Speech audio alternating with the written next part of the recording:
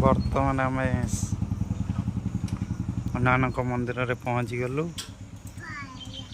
बर्तमान पूजा चलती। आमर साई बाबा पूरा लेटी जाइछन्ति। सेति नम एता आई उठु। हाँ उठु।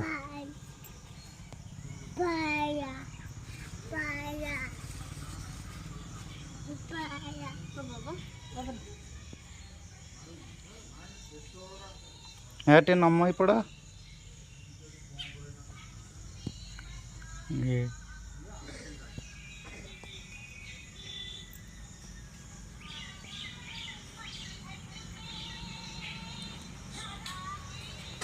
साई पूरा खाई खाई के आसची।